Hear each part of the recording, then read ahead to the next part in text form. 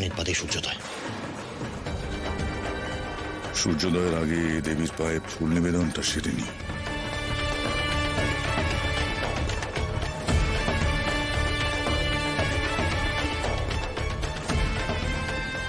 সূর্যোদয় হতে আর 10 মিনিট বাকি। সূর্য ওঠার আগেই এই ফুল আমি দেবীর চরণে অর্পণ করব। তারপরেই উনি দেবীত্ব লাভ করবেন। আজ থেকে উনি মা, আমাদের সকলের মা।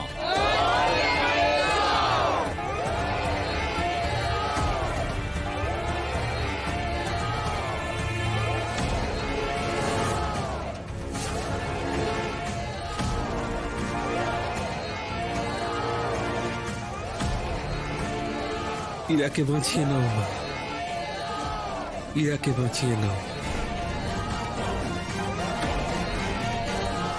বাঁচাও মা, বাঁচাও।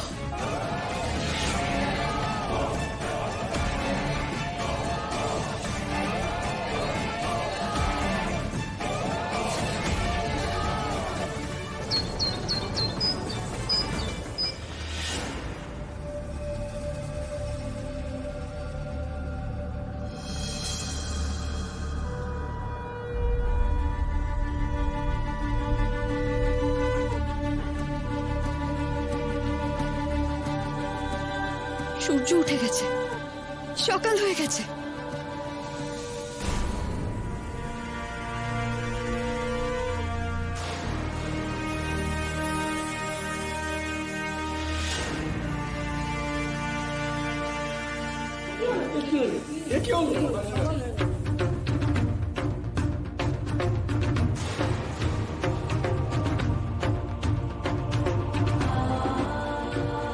যা দেখছি এটাই সত্যি?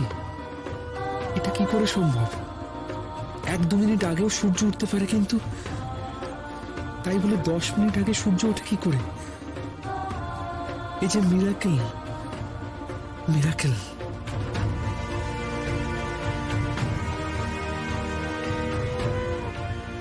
10 মিনিট আগে সূর্য উঠলো কি করে?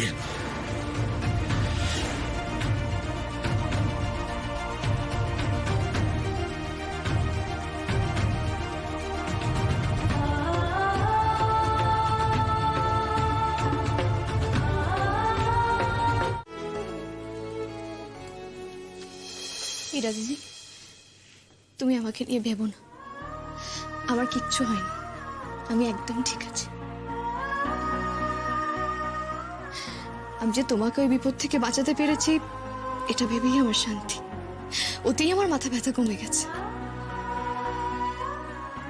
দিনে দিনে ঋণের বোঝা বেড়েই যাচ্ছে অষ্টমী। ছি ছি ইরা দিদি, এটা কি করছো তুমি? এটা আর কখনো করো না।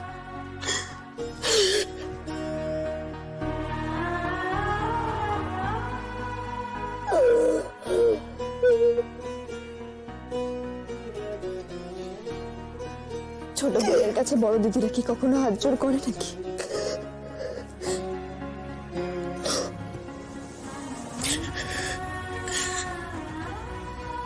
আজ তুমি না থাকলে কত বড় সর্বনাশ হয়েছে তো অষ্টমী।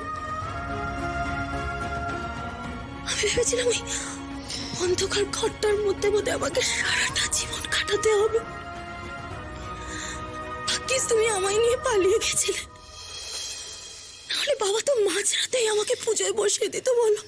হ্যাঁ অষ্টমী, তোমরা পালাতে পারোনি ঠিকই, কিন্তু তাতে যে সময়টা নষ্ট হয়েছে তার জন্য ইরাই যাত্রায় বেঁচে গেল। সত্যি অষ্টমী, আজ ইরা আপনার জন্য বেঁচে গেল। আপনার ক্ষমতা এবং সাহস দুটোই আছে।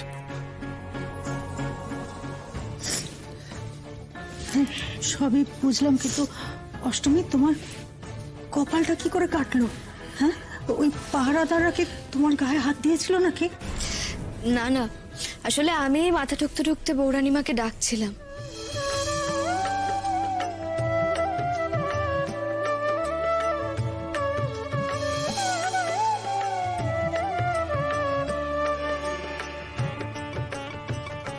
কখন যে কি হয়েছে আমি নিজেও জানি না।